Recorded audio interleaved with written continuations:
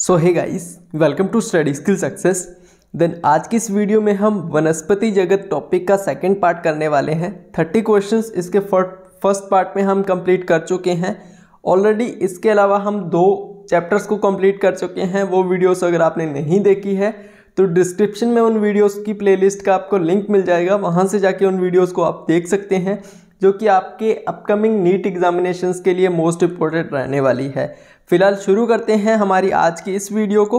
इस वीडियो में 30 क्वेश्चंस रहेंगे। उन 30 क्वेश्चंस में से कितने क्वेश्चंस आपके राइट होते हैं वीडियो के कमेंट बॉक्स में लास्ट में ज़रूर बताइएगा। चलिए देखते हैं पहला प्रश्न। देन पहला क्वेश्चन कुछ इस प्रकार से है कि यूलोथ्रिक्स की सबसे निचली कोशिका में क्लोरोफिल का अनुपस्थित होना क्या प्रदर्शित करता है?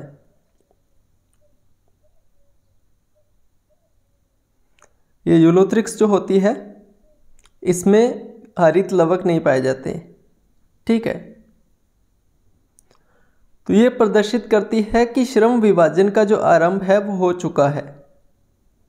ऑप्शन नंबर डी इसका राइट होगा। यूलोथ्रिक्स की जो सबसे निचली कोशिका है उसमें क्लोरोफिल नहीं पाया जाता, इसका मतलब ये है कि इसके श्रम विभाजन का आरंभ है ये। चलिए अगला प्रश्न है, अगर को व्यावसायिक स्तर पर प्राप्त किया जाता है,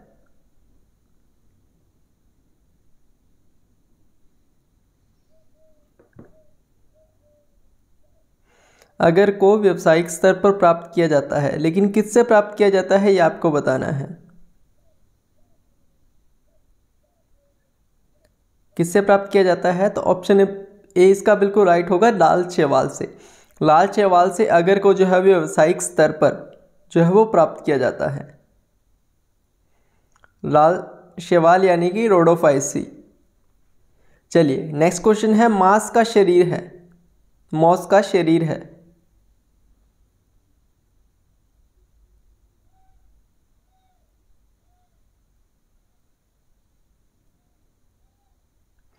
देखिए सबसे पहले आपको जो बी नंबर दिया गया है ना, युग्मकोद्भिद, ये जो पीढ़ी है वो ब्रायोफाइटा के जीवन चक्र की प्रभावी अवस्था है।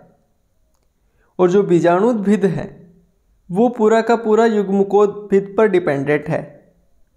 अब इसी कारण से जो फ्यूनेरिया के शरीर में युग्मकोद्भिद पीढ़ी है वो प्रभावी होती है, ठीक है। फिलहाल इस क्वेश्चन की अगर बात की जाए तो ऑप्शन नंबर डी इसका राइट होगा कि प्रभावी दीर्घजीवी युग्मकोद्भिद के साथ बीजाणुद्भिद, ठीक है। तो पहले युग्मकोद्भिद होगा, इस पर डिपेंडेंट है बीजाणुद्भिद। ऑप्शन नंबर डी इसका राइट आंसर हो जाएगा। चलिए अगला प्रश्न है, एक पूर्ण विकसित स्त्रीदानी जिसमें गर्दन 4 से 6 पत्तियों की एक नेक केनोल कोशिका की बनी होती है, यह लक्षण है।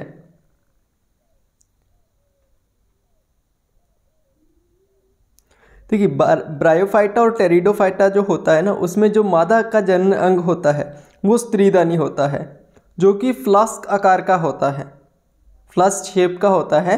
और इसकी जो ग्रीवा है वो 4 से 6 जो उदर कोशिका है उसकी पंक्तियों की बनी होती है।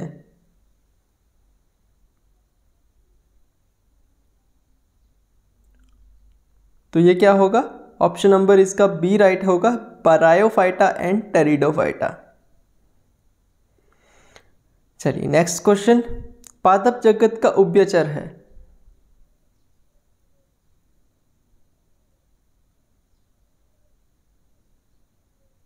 तो इसका राइट आंसर सी होगा, सरल आंतरिक संरचना वाले ब्रायोफाइटा। ब्रायोफाइटा आपको पता है कि एक स्थलीय पौधा है जिसके निषेचन के लिए जल की आवश्यकता होती है, कल मैंने आपको बताया था। और ब्रायोफाइटा जो है वो पादप जगत का उभयचर कहा जाता है ब्रायोफाइटा को। काफ़ी इंपॉर्टेंट क्वेश्चन है, नोट कीजिएगा। चलिए नेक्स्ट है कि इनमें से एक किसके परिपक्व कैप्सूल में परिपक्व बीजाणु के साथ इलेटर होते हैं जो बीजाणु के परिकीर्णन में सहायता करते हैं? रिक्सिया, मोर्केंसिया, फ्यूनेरिया या फिर स्फैगनम?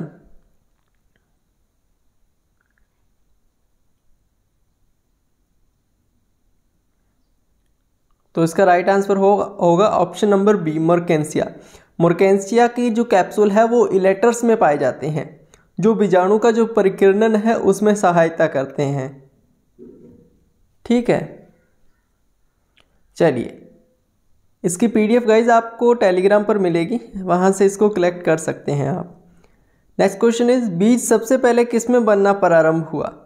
कुछ फर्न में, कुछ पाइन्स में, एक बीजपत्री में, या फिर प्रारंभिक द्विबीजपत्री में? तो बीजों का जो उद्भव हुआ था, प्रवृत्ति हुई थी, यानी कि ओरिजिन ऑफ सीड हैबिट, वो कुछ फर्न में शुरू हुआ था। ऑप्शन नंबर ए बिल्कुल इसका राइट आंसर हो जाएगा। नेक्स्ट क्वेश्चन है कि इनमें से एक किसे जीवित जीवाश्म कहा जाता है? पाइनस, नागफनी, जिंगो, थूजा। 1906, 1907 एंड 2003 में ये क्वेश्चन पूछा गया था। जिंगोफाइटा की अगर बात की जाए, जो ऑप्शन नंबर सी दिया गया है, जिसका एकमात्र जीवित पौधा, ये जिंगोफाइटा जो है वो एक प्राचीन समूह है, एक प्राचीन ग्रुप है, जिसका एकमात्र एक जीवित पौधा अभी तक बचा हुआ है, वो है जिंगो बाइबोला, जिसे मैडन हेयर ट्री या जिसे जीवित जीवाश्म कहा जाता है। तो जिंगो इसका बिल्कुल राइट आंसर होगा। जिंगो बाइबोला पूरा याद रखिएगा, जिंगो बाइबोला, जिसे मैडन हेयर ट्री या फिर जीवित जीवाश्म भी कहा जाता है। नेक्स्ट है कि नीले हरे शैवाल किस में आते हैं? केंद्रीय जीव, पूर्व केंद्रीय जीव, रोडोफाइसी या फिर क्लोरोफाइसी?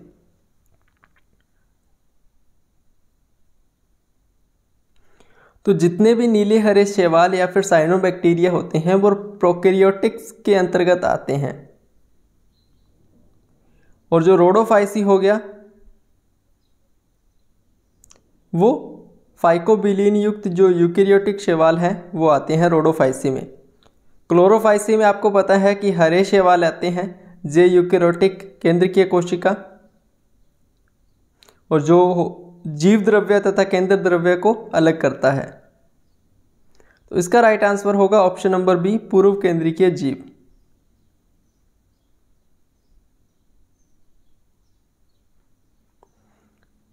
एक ऐसा शैवाल जिसमें प्रोटीन अधिक मात्रा में होता है?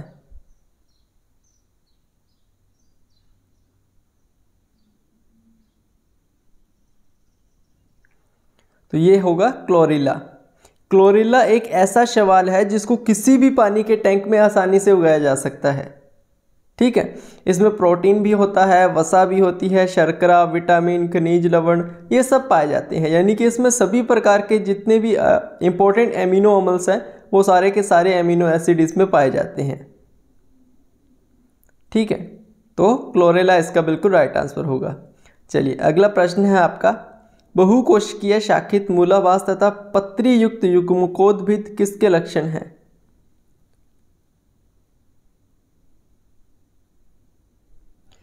देखिए, टेरिडोफाइटा जो होता है उसके अंतर्गत जो युग्मकोद्भिद है वो स्वतंत्र जीवित लाभ संरचना का होता है, यानी कि स्ट्रक्चर का होता है, जिससे कि प्रोथेलस कहते हैं। और इसमें जो है वो प्रारंभिक जड़ जो होती है वो उपस्थानिक जड़ में बदल जाती है। तो इसका राइट आंसर हो जाएगा ऑप्शन नंबर बी, कुछ ब्रायोफाइटा में। चलिए, नेक्स्ट क्वेश्चन है आपका, यूलोथ्रिक्स के तंतु बनाते हैं आइसोगेमीट, अनआइसोगेमीट, हेट्रोगेमीट या फिर बेसिडोस्पोर?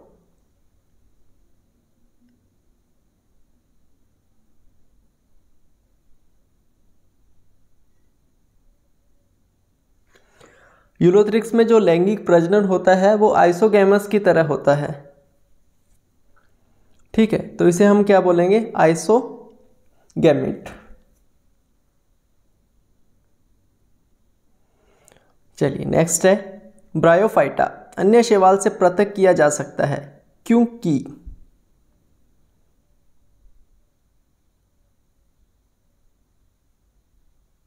क्योंकि इसमें स्त्री दानियां पाई जाती है, जिसमें कि एक बंध्य कोशिका का बाहरी जैकेट होता है। मैंने आपको बताया अभी जो क्वेश्चंस है उसमें कि ब्रायोफाइटा की जो स्त्री दानी होती है वो फ्लॉस्क आकार की होती है, फ्लॉस शेप की होती है, और यह जो है वो इसका मादा जनन अंग है। और जो शैवाल होता है उसमें बिना जैकेट वाला लैंगिक अंग होता है।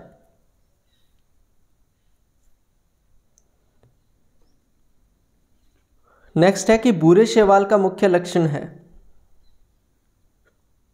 फाइकोसाइनिन, फाइको इरिथ्रिन, फ्यूकोजेंथिन या फिर हिमेटोक्रोम की उपस्थिति। The right answer is option number C, fucoxanthin.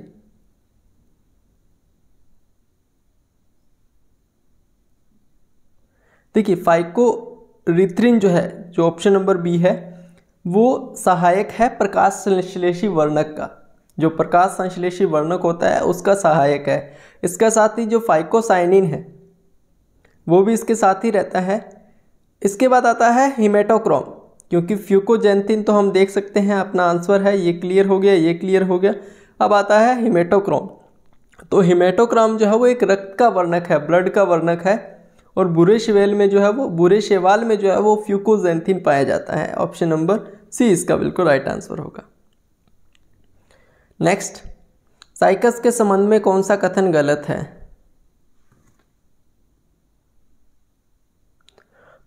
तो ऑप्शन नंबर सी दिया गया है कि साइकस जाइलम के जाइलम वेसल्स के बने होते हैं, तो बिल्कुल ही गलत है।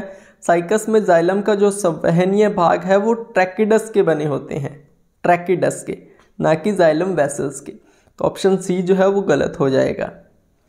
नेक्स्ट, यूलोथ्रिक्स का वर्णन किया जा सकता है, बताइए किस में किया जा सकता है? ए, बी, सी या फिर डी?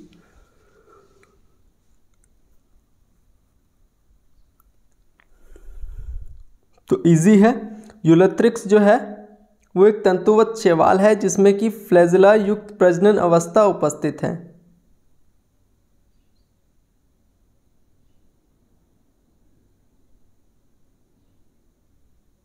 ठीक है, चलिए नेक्स्ट क्वेश्चन। ब्रायोफाइटा जल पर निर्भर करता है क्योंकि लैंगिक जनन के समय जो ब्रायोफाइटा होता है उसमें एक पतली जल की परत की आवश्यकता होती है जो उसको आधार के तल पर होती है। ठीक है, तो यहाँ पर इसका right answer option number C हो जाएगा, जिससे क्या होता है कि वो शुक्राणु आसानी से स्त्री दानी के अंडाणु तक पहुंच जाता है। चलिए नेक्स्ट है, टहलने वाला नाम जो है वो फ्रण को क्यों दिया गया है? क्यों दिया गया है? क्योंकि इसका जो कायिक प्रजनन है वो पत्ती के शीर्ष द्वारा होता है।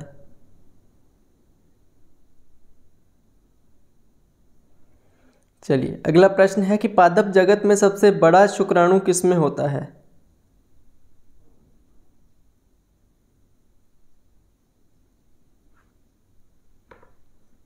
आकार यहां पर मैं लिख देता हूं।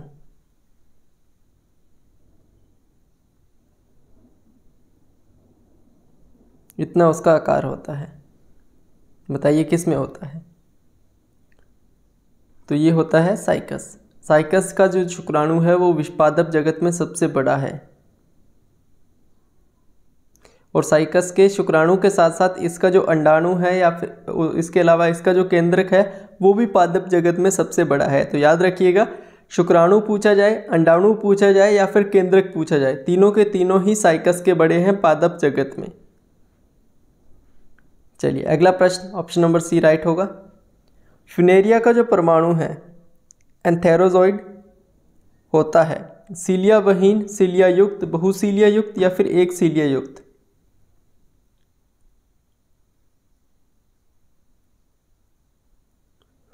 तो यहाँ पर राइट आंसर होगा ऑप्शन नंबर बी, सीलिया युक्त, क्योंकि इसमें दो फ्लैजिला होते हैं और ये सर्पिल रूप से कुंडलित होते हैं।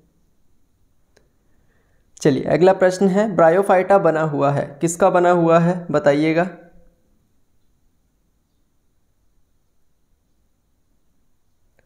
तो गाइस जो ब्रायोफाइटा है वो छोटा बीजाणुद्भिद है जो कि सामान्यतः युग्मकोद्भिद पर परजीवी होता है।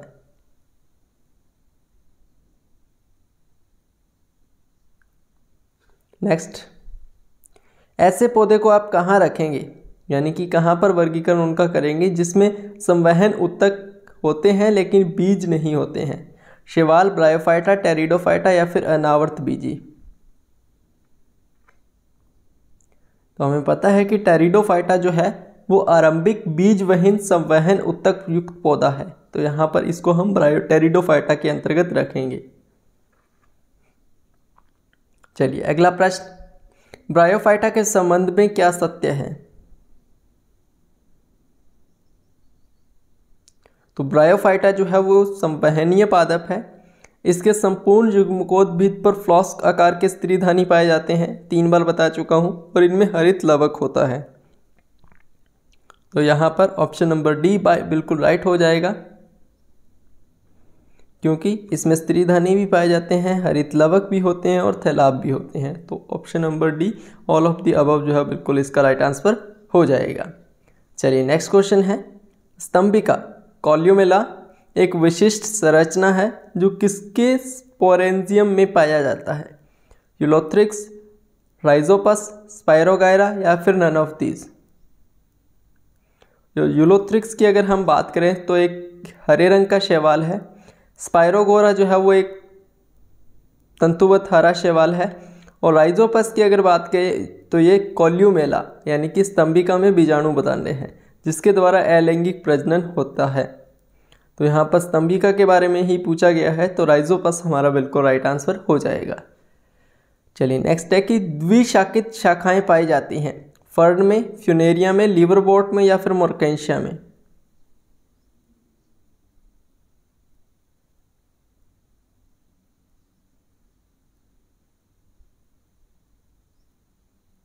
यहाँ पर राइट आंसर होगा ऑप्शन नंबर डी, मोरकेंशिया में।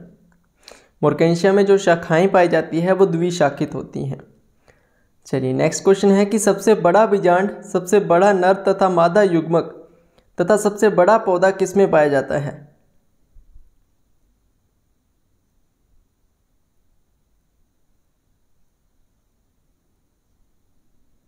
ऑप्शन नंबर ए बिल्कुल राइट होगा, आवर्त बीजी। मैंने बताया कि साइकस का जो अंडाणु है, इसके अलावा इसका जो केंद्रक है, इसके अलावा इसका जो शुक्राणु है वो पादप जगत में सबसे बड़ा है। चलिए नेक्स्ट है कि फ्रण में अर्धसूत्री विभाजन होता है। द्वि नहीं है, फ्रण में अर्धसूत्री विभाजन होता है, किसमें होता है ये आपको बताना है। तो जितने भी जंतु हैं उनमें युग्मकीय अर्धसूत्री विभाजन होता है, जिसमें अगुणित युग्मक बनते हैं। तो जितने पहले नंबर होगा उतने ही हम बाद में मान के चलेंगे। तो यहाँ पर right answer option number C हो जाएगा, बीजाणु के निर्माण में। नेक्स्ट क्वेश्चन है, जंगली पौधों को अधिक संख्या में उगना चाहिए क्योंकि ये अच्छा स्रोत है। किसका अच्छा स्रोत है ये आप बताइएगी। तो आपको पता है कि जंगलों में क्या होता है कि वैरायटी में रोग तथा पेस्ट प्रतिरोधजनी होते हैं, तो नई नई जड़ी बूटियाँ उगती रहती हैं। तो यहाँ पर 58 का right answer option number C हो जाएगा, बीमारी तथा पेस्ट निरोधक जीनों में। चलिए सेकंड लास्ट क्वेश्चन, फ्लोरिडीन मंड किस में पाया जाता है? क्लोरोफाइसी, रोडोफाइसी, मिक्सोफाइसी या फिर साइनोफाइसी? तो यहाँ पर राइट आंसर होगा रोडोफाइसी, लाल शैवाल में।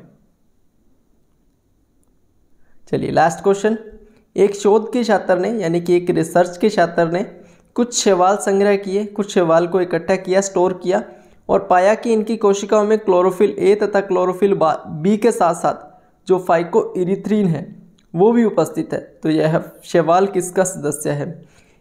सिंपल भाषा में अगर बोले तो एक स्टूडेंट था जिन्होंने रिसर्च किया और रिसर्च में उन्होंने कई सारे शैवाल को जो है वो स्टोर किया, जिसमें इनकी कोशिकाओं में जो इनकी कोशिकाएं थी उनमें क्लोरोफिल ए भी था, क्लोरोफिल बी भी था और इसके साथ साथ फाइकोइरिथ्रिन भी था। अब आपको बताना है कि ये शैवाल जो है वो किसका सदस्य है, रोडोफाइसी, बेसिलेरियोफाइसी, क्लोरोफाइसी या फिर फियोफाइसी।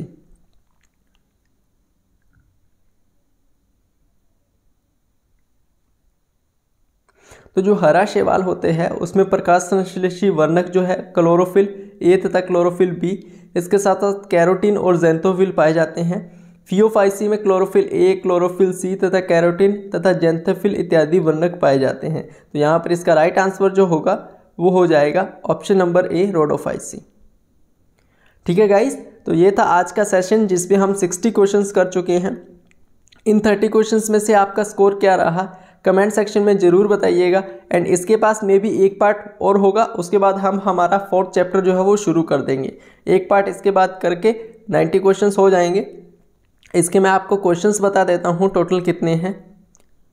तो इसके जो टोटल क्वेश्चंस है वो 111 है, यानी कि 111, जिसमें से कुछ क्वेश्चंस मैं ऑलरेडी एक टॉपिक में करा चुका हूँ।